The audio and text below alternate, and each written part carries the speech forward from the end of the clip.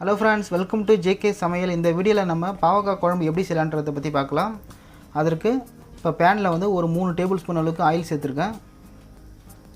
இப்போ ஆயிலில் ஒரு 1/4 ஸ்பூன் அளவுக்கு கடுகு உளுத்தம் பருப்பு சேர்த்துடலாம். அடுத்தது ஒரு பெரிய வெங்காயம் சின்னதாக கட் பண்ணி வச்சுது அதையும் இப்போ சேர்த்துடலாம். கடுகு பொரிஞ்ச பிறகு இது கூடவே கொஞ்சம் கருவேப்பிலையும் சேர்த்துக்கலாம். இப்போ வெங்காயம் வதங்கட்டும். இப்போ வெங்காயம் வதங்கிடுச்சு. இப்போ தக்காளி சேர்த்துடலாம். இது ஒரு 4 தக்காளி இப்போ இதில் சேர்த்துடலாம். இப்போ இது கூடவே வந்து கொஞ்சம் கல்லுப்பு சேர்த்துக்கிறேன். தக்காளி கொஞ்சம் சீக்கிரமாக வதங்கிடும். உப்பு சேர்த்துட்டு நல்லா கலந்து விட்டுருங்க. இப்போ தக்காளி வதங்கட்டும். தக்காளி வதங்கின பிறகு இதில் வந்து ஒரு முழு பூண்டு உரித்து வச்சுது இப்போ அதில் சேர்த்துடலாம். இப்போ ஒரு 1/4 டீஸ்பூன் அளவுக்கு மஞ்சள் தூள் சேர்த்துக்கலாம். அடுத்தது குழம்பு மிளகாய் தூள் 4 டீஸ்பூன் சேர்த்துக்கலாம். 2 பத்து தேங்காய் வந்து அரைச்சி வச்சுருக்கேன்.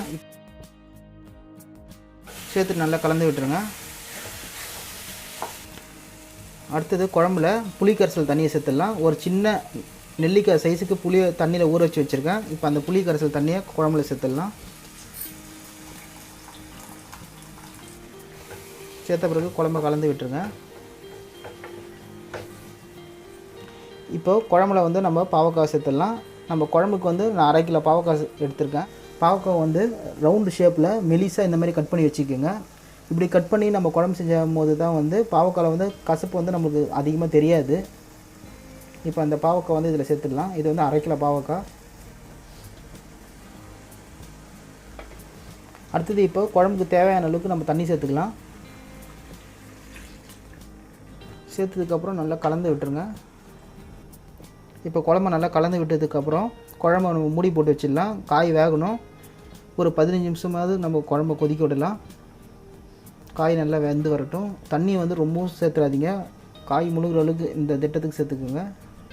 இப்போ குழம்பு மூடி போட்டு வச்சிடலாம். இப்போ மூடி திறக்கலாம். காய் வந்துட்டுருக்கும் பாருங்கள். குழம்பு இப்போ சுண்டி வந்திருக்கு. அதே சமயத்தில் எண்ணெயும் தனியாக பிரிஞ்சு வந்திருக்கு பாருங்கள். இப்போ குழம்பை நல்லா கலந்து விட்டுருங்க. இப்போ குழம்புல காயை நல்லா வெந்துடுச்சு. இப்போ கடைசியாக வந்து குழம்புல கொஞ்சம் கொத்தமல்லி இலையை சேர்த்துடலாம்.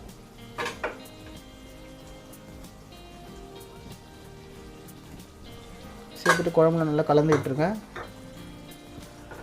அவ்வளோதாங்க, சுவையான பாவக்காய் குழம்பு ரெடி ஆகிடுச்சு. நீங்களும் இதேமாதிரி ட்ரை பண்ணி பாருங்கள். குழம்புல கசப்பு அந்தளவுக்கு எதுவுமே தெரியாது. அவ்வளோதாங்க. இந்த ரெசிபி பிடிச்சிருந்தா இந்த ரெசிபி லைக் பண்ணுங்கள், ஷேர் பண்ணுங்கள். நம்ம ஜேகே சமையல் சேனலை இது வரைக்கும் சப்ஸ்கிரைப் பண்ணலன்னா மறக்காமல் சப்ஸ்கிரைப் பண்ணிக்கோங்க. கூட ஒரு பெல் பட்டனையும் ப்ரெஸ் பண்ணிங்கன்னா நம்மளோட ஒவ்வொரு அப்டேட்டையும் மிஸ் பண்ணாமல் பார்க்கலாம். மீண்டும் அடுத்த வீடியோ சந்திக்கலாம். தேங்க்ஸ் ஃபார் வாட்சிங்.